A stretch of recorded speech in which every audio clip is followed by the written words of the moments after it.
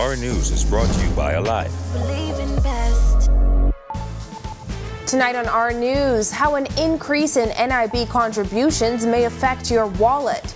Plus, it won't happen right now. Why petroleum dealers may not get a rate increase. And later, we put this on in a cross shape to, be very traditional with that. Get your hot cross buns hot out the oven this Easter.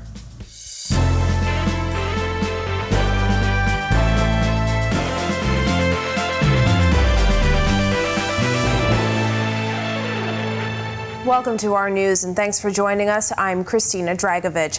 Topping news tonight, taxpayers may have to pay out more soon as an increase in NIB contributions is on the horizon. National Insurance Board officials say benefit payouts are far outpacing contribution collections. Now, the minister responsible says tough decisions have to be made. Here's Jasmine Brown. The review is prompting officials to act urgently, and according to Lorota, a hike in NIB contributions is definitely on the table. We are prepared to make those decisions. We are talking about tens of thousands of NIB individuals who have contributed, some of them for decades.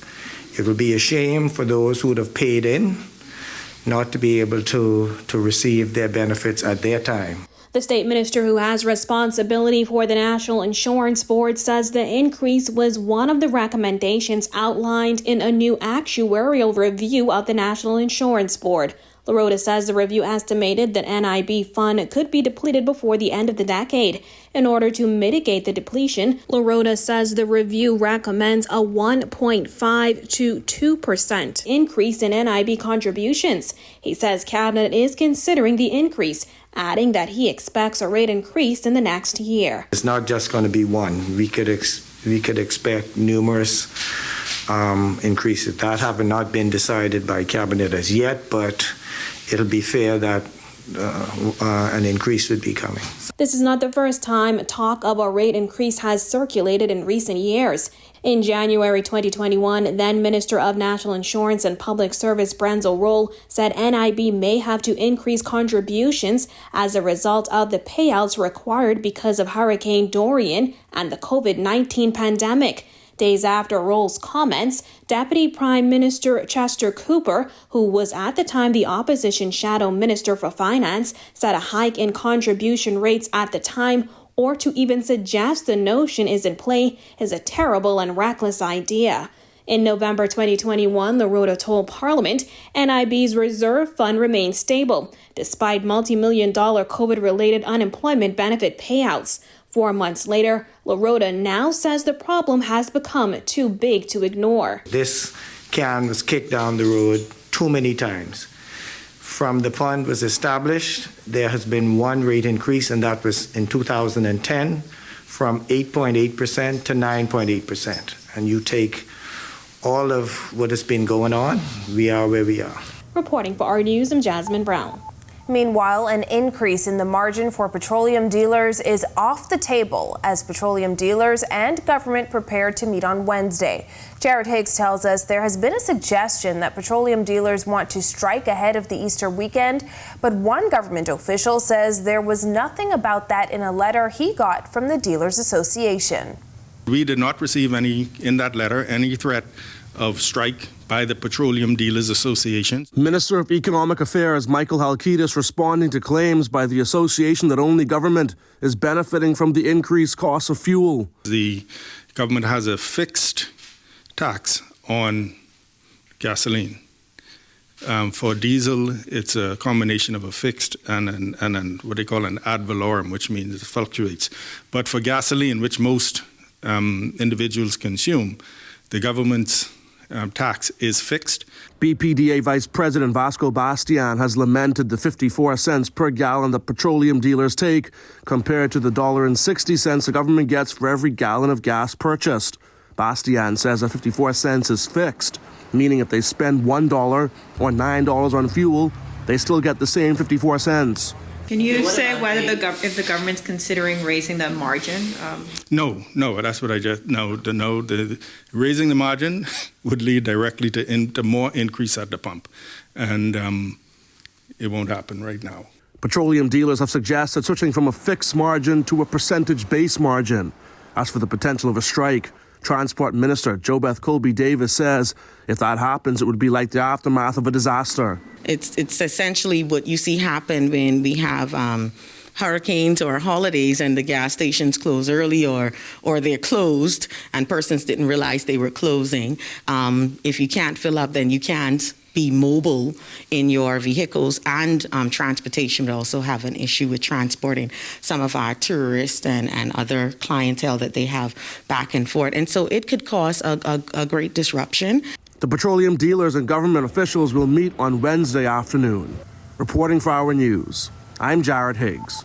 New details tonight on the construction of a new prison facility announced by the National Security Chief last month. Bethany McDermott has the latest. The Davis administration is hopeful that construction on a more than $40 million high-medium prison facility will begin later this year, according to Minister Responsible Wayne Monroe. He said the goal is for the facility to be completed in 2 years. We have approval for a negotiation to begin between the Ministry of National Security, the Ministry of Finance, and a public-private partnership vendor on the assumption that that is successfully done.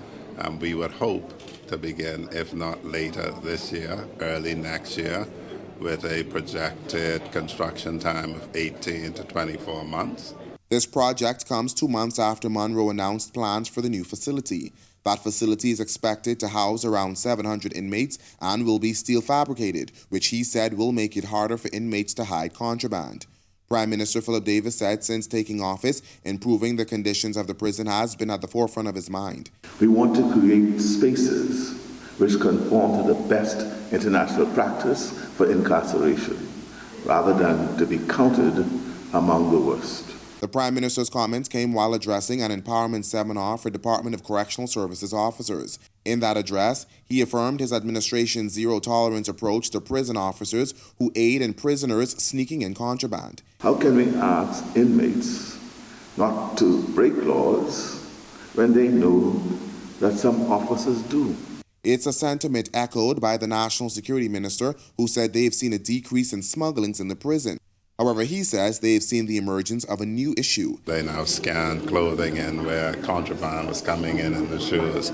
I'm told that that's basically cut out the smuggling in. Now we're concerned with people throwing drugs over the wall, contraband over the wall, and prison officers who are the only ones with free movement retrieving them. Reporting for Our News, I'm Bethany McDermott. 100 new prison recruits are being brought into the Bahamas Department of Corrections as the facility is facing a manpower shortage. Minister of National Security Wayne Monroe confirming as much, adding his ministry is hoping to bring in the new officers by this month. You would have seen that immigration has recruited the largest class ever to seek to replace. Customs is going to have to do it. The police are doing it. Prisons are doing it. They're currently finishing up the psychological analysis, vetting of the potential recruits, and we hope to bring in 100 recruits by this month. A breezy morning in parts of the Bahamas today. Meteorologist Greg Thompson is in the Weather Center with the latest. Good evening, Greg. Thanks, Christine, and welcome everybody for our first look at weather on this breezy Tuesday evening. Temperatures in the mid to upper 70s, 77 outside our studios with some passing clouds. Still got a bit of a wind out there, easterly winds at 50 miles per hour, and your temperature, a comfortable 74 degrees, feels light. Satellite view, high pressure ridge in charge of our weather, remnant moisture associated with frontal boundary near the southeast Bahamas, still producing some cloudy conditions across the southern islands. A couple isolated showers associated with that. We expect conditions to remain rather quiet but breezy throughout the remainder of the night. That's your first look at weather. Your extended forecast is still to come. Still to come on Our News, the fate of shantytown communities back on the table, how the Davis administration plans to proceed. A Bahamian neurosurgeon gives back, and later, hot out the oven. Find out where to get your hot cross buns this Easter. That's coming up when Our News returns.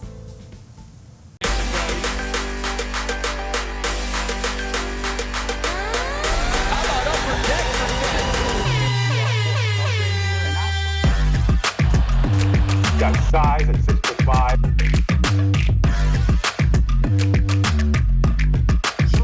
Hi, this is Shamika.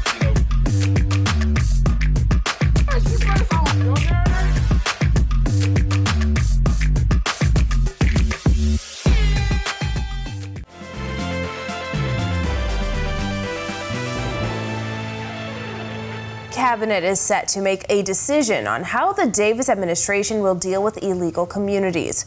Works and Utilities Minister Alfred Sayers addressing the issue this morning, saying a report is being compiled to take a holistic view at shantytowns and how they should be tackled. Upon receipt of the report and the recommendations, I will go to Cabinet and we will form a position which is comprehensive in terms of the issues of displacement. But one thing is certain, is that no one has an unfettered right to establish unregulated communities on public land. The former Minnis administration attempted to address the issue. However, residents challenged the 2018 policy, which sought to get rid of unregulated communities. Implementation of the policy was halted after a Supreme Court injunction banning demolition on New Providence and parts of Abaco was granted by Justice Cheryl Grant Thompson that same year. Sears says the report will also address this issue of squatting. The report that I expect will have options and recommendation, at which time I will go to Cabinet, present a strategy, and we will then implement. In other news, a neurotrauma workshop being held in the capital today and also in Grand Bahama tomorrow. Our Sasha Lightbourne attended this morning's session and has this report. As a result of an accident that led to the death of his aunt, Bahamian neurosurgeon, former NFL player and Rhodes Scholar Dr. Myron Roll decided to pursue medical studies in head trauma. I got a call from my cousin that said that our auntie had passed away. She was hit in the head by a car and didn't, receive urgent, immediate medical attention and sort of died 7 hours later. And so at that time, I was frustrated, I was disappointed. But I said to myself, I got motivated. There's a golden hour, a golden window to treat these patients with head and spine trauma. You learn about it today. And if you fall outside of that 4-hour window, then patients either die or become permanently disabled. Through the Caribbean Neurosurgery Foundation, Dr. Roll provides a private, non-governmental source of funding for research and training in neurological surgery in the Caribbean. Today, he held his first workshop right here at home with just over 60 nurses from across the country. Minister of Health, Dr. Michael Doverill, says learning about head trauma is vital, especially when it comes to accidents on our family islands. I'm even more delighted to know that hundreds of nurses here in New Providence and Grand Bahama will be trained on how to improve the immediate care delivered to patients presented with traumatic brain injury. I've seen it. I've worked in the emergency room. I've seen it at sites of accidents where our emergency medical service would come, not really paying close attention to what's happening with the patient, and as a direct result of poor care at the site, create more long-term injury. Fellow neurosurgeon and chief consultant of neurological surgery at the Princess Margaret Hospital, Dr. Magnus Ikadidi, admonished the nurses to take in as much as they could from Dr. Roll. You have a great Bahamian in your midst, and you should give him support. And like he promised me, he's going to come home, between here and home, US and here, and try to help me in whatever. And all his help is all needed. The workshop continues in Grand Bahama tomorrow with 40 nurses. For our news, I'm Sasha Lightbourne. Eleuthera Medical Center recently hosting its first of many cardiology clinics in Palmetto Point, Eleuthera. The center, owned and operated by Bahamas Wellness Health System, putting the focus on heart health, as chronic non-communicable diseases such as hypertension and diabetes are among those that lead to heart disease. Bahamas Wellness Health System President Dr. Arlington Lightbourne says residents can access consultations and tests without having to leave the island. The ability to evaluate somebody at this level with a specialist cardiologist, checking to see what their risk is of developing a heart attack, making sure that they haven't developed most of the chronic changes of the heart, and then making changes if they have, helping to intervene to prevent heart failure and heart attacks, which, as I said, is the leading cause of death. Dr. Lightbourne says the goal is to host the clinic once a month.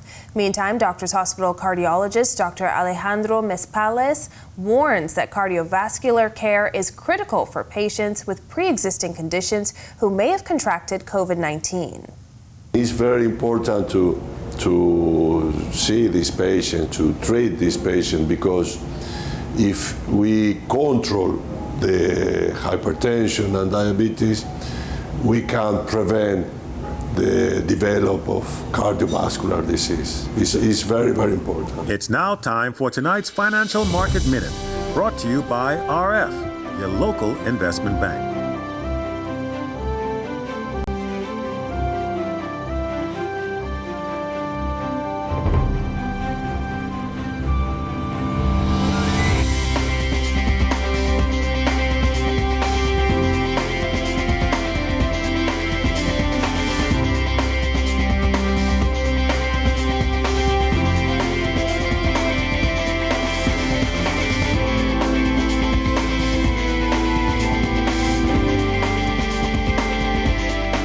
This has been your Financial Market Minute. To explore the best performing mutual funds in the Bahamas, visit our website at www.rfgroup.com. When our news comes back from the break, COVID-19 protocols outlined ahead of the highly anticipated national regattas, and later, fresh out the oven hot cross buns. The details when our news returns.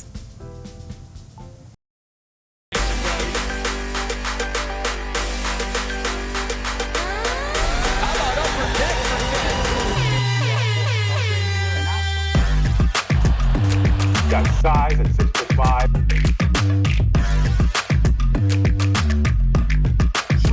Hi, this is Samir.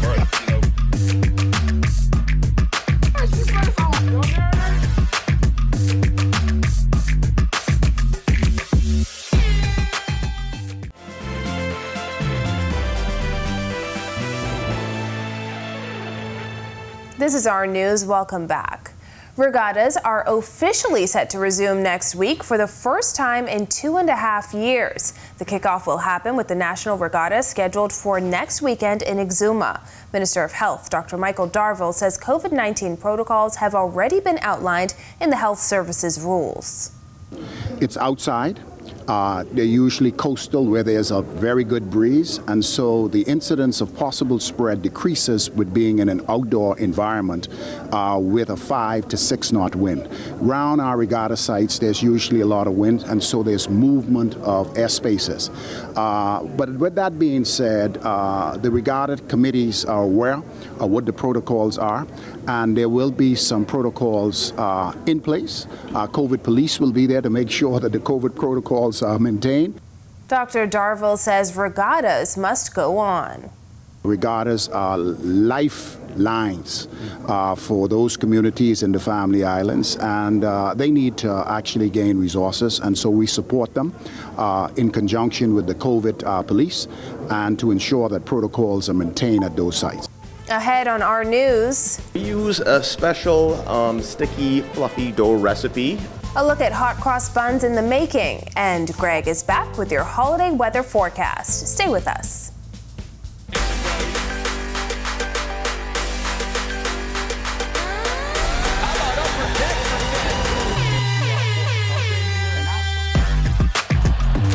Got size at 6'5".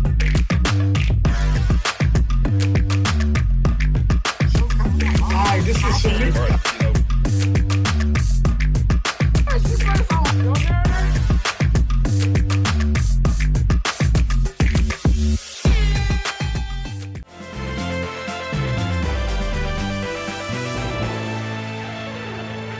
Welcome back to our news.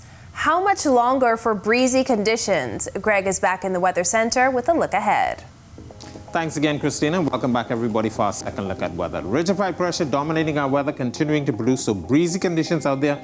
We have some patchy clouds moving across the northwest and central Bahamas, but we do still have some moisture associated with the remnant boundary down near the southeast Bahamas, producing some cloudy conditions across the southeastern islands as well as the Turks and Caicos Islands, maybe even a spotty shower. But that moisture will sag out towards the southeast. Ridge of high pressure will stay in charge, but slowly back out towards the east, keeping most of the weather systems to the north of us. So we're looking at breezy conditions with some sunny skies throughout the remainder of the week. Boating forecast for the northwest and central Bahamas tonight through tomorrow. Caution flag still posted for you guys. East to southeast winds at 15 to 20 knots. Those winds will gust high at times. Seas running a choppy 4 to 7 feet over the ocean. Your low tide will be at 11:47 tonight. For the southeast Bahamas, an advisory still in place for you. Easterly flow at 15 to 25 knots. Your sea is very rough, 5 to 8 feet over open waters. Here's a look now at your national forecast.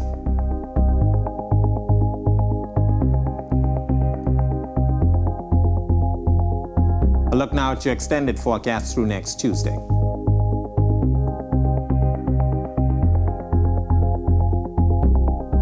Breezy conditions will remain with us for the remainder of the week. Then we could see a frontal boundary by the weekend. Back to you, Christina. Thanks, Greg. Well, it's Holy Week, and that means hot cross buns and fried fish are on the minds of Bahamians throughout the country. Our Sasha Lightbourne popped into the New Duff today, where the owners are strongly advising customers to place orders early. Here's that story. So how does the New Duff make its hot cross buns? This is my dough that I'm mixing. This is for a plain hot cross bun. Right now I'm just going to add a little bit of water to get all that flour down in there. The next step is to roll it. How do you know like how much exactly to use? Or like how to get it to this particular size? We measure it on the pan here. As you roll, you put your wrist like that. And you just keep put your hand around it. Right up. Like you're pushing it. Right. And then you get the round. Right. From there, the rolls are placed on a baking sheet and they go into the proofer for roughly 20 minutes and then off to bake. After that comes the sweetest part, the glazing and the icing. So we put this on in a cross shape to, be very traditional with that. But we also have a glaze on top of that as well. If you look closer, it's like really shiny and sweet as well. Now you could tell me what all goes into your sauce? I can't, but I can tell you that the icing is pretty, traditional. Powdered sugar, a little cream cheese. We do add a little lemon zest to give it a little, nice smell in the background. And while they didn't want to show every step of the process, part owner of the New Duff, Lazar Charlton, tells us why their buns are the ones you want on your plate this Good Friday. We use a special sticky, fluffy dough recipe, tried and tested many times. So we've had some really good reviews from our old-time customers. The New Duff's hot cross buns come in different flavors, including plain, raisin, guava swirl, coconut, and the newest flavor, a savory garlic butter hot cross bun. Charlton explains how to place your order. It's time to go now, Guests can fill out a form on thenewduff.com/hotcrossbuns.